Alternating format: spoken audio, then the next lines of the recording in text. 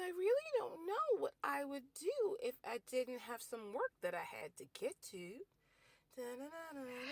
Hello, hello, hello. This is Shirley Crawford, the owner of Second Chance Consulting and the executive director of the Women's Business Center, RVA, coming to you live, it's live now. Of course, you're probably looking at it as a recording, but the point is I'm coming to you with another episode of WorkHardAholics.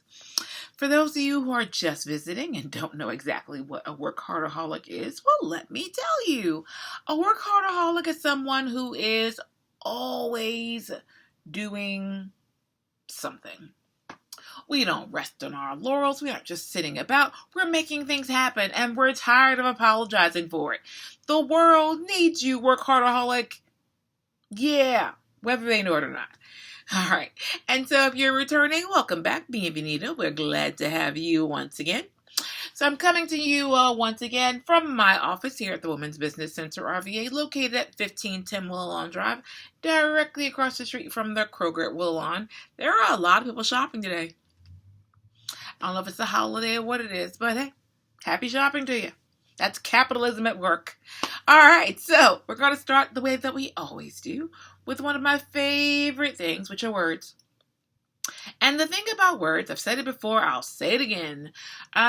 It's important that everyone understands the word you're using, that you're using it correctly, and that your community, the person you're speaking to, the group you're speaking to, knows what you mean when you say what you say. Because I was always taught that you cater your speech, you cater your what it is you're talking about to the audience. It's not, ooh, I made a good point. Did they get the point? If they didn't get the point, then you did nothing. Absolutely nothing.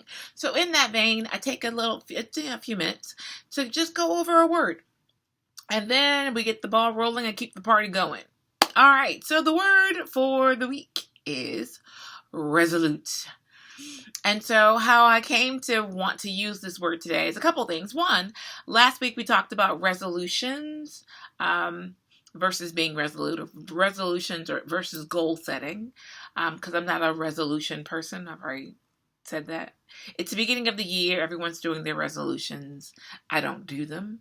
I do set goals. I do set, my measurements for success, because they should be quantifiable or qualitative. Either way, they're measurable.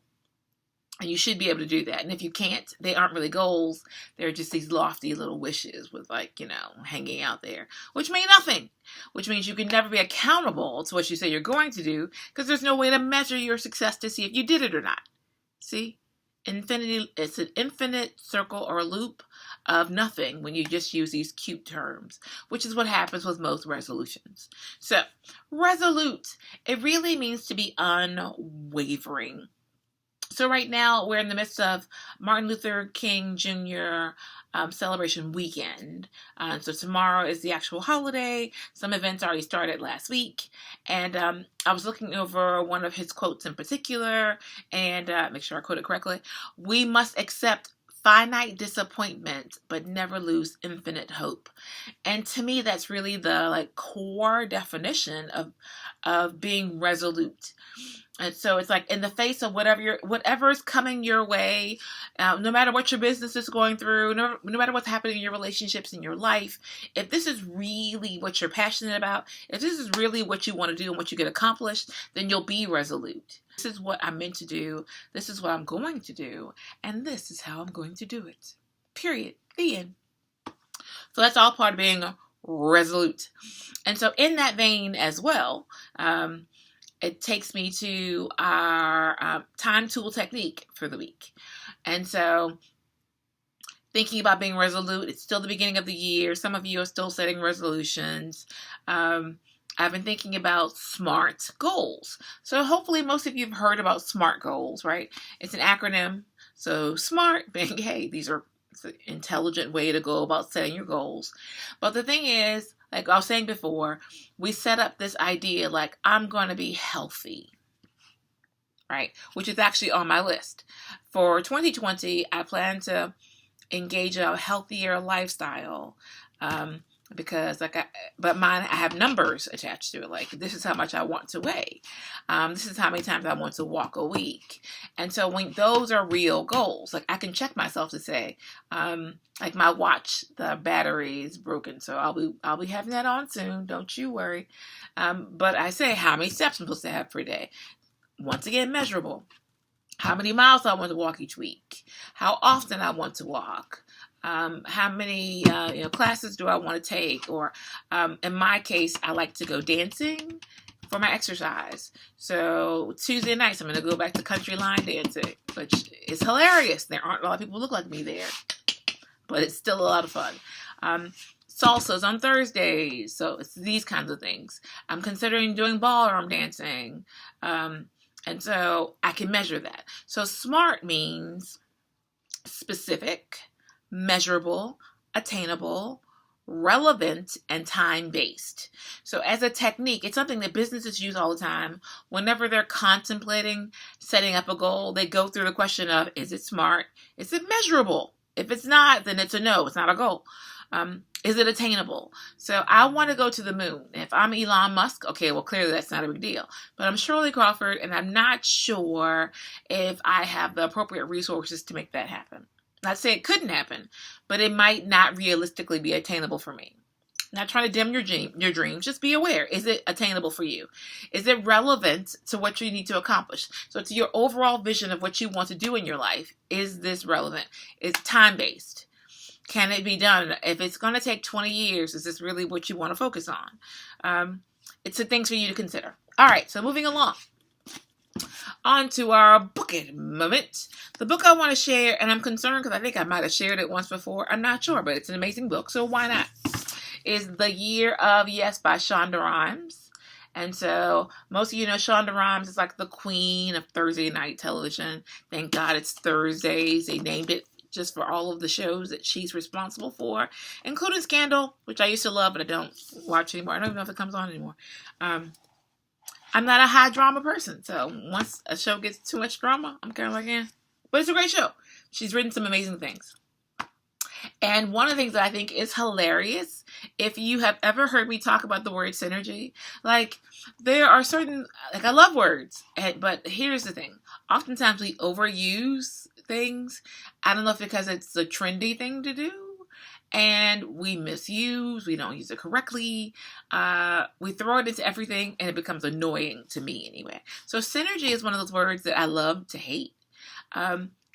But every once in a while, it's the exact right word to use. Ugh. I was having a conversation like, I think maybe 2 weeks ago, and synergy was the only word that made sense for the conversation, but I hated to use it. I did. And so what I found hilarious inside, this is what she said about synergy. I thought it was funny.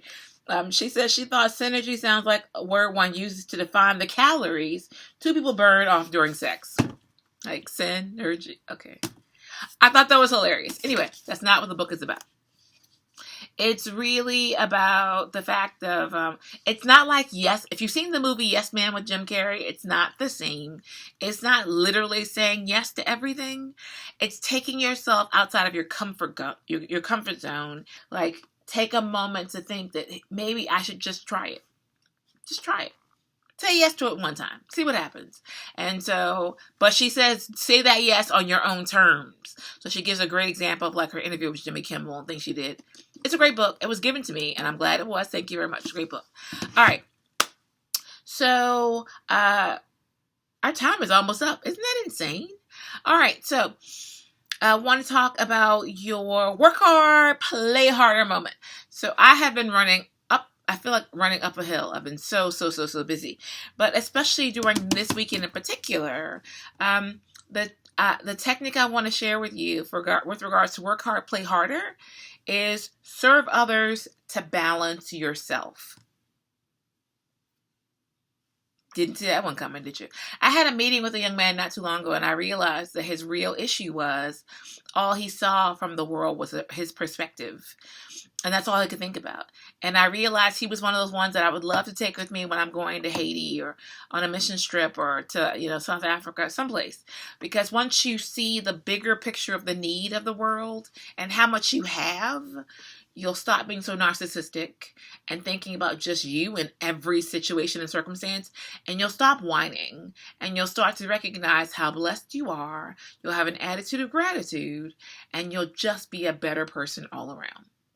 So consider, especially during this weekend, MLK Day is tomorrow for us now. When you're hearing this or seeing this, I don't know when it was, but you don't have to wait for January. You can serve any day.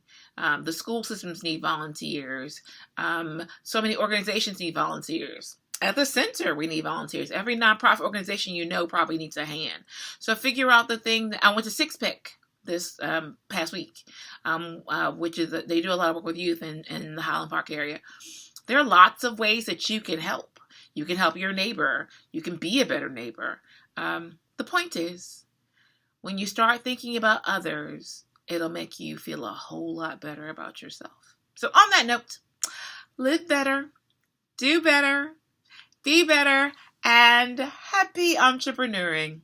Ta-ta! Because I really don't know what I would do if I didn't have some work that I had to get to. Da-da-da-da-da-da-da.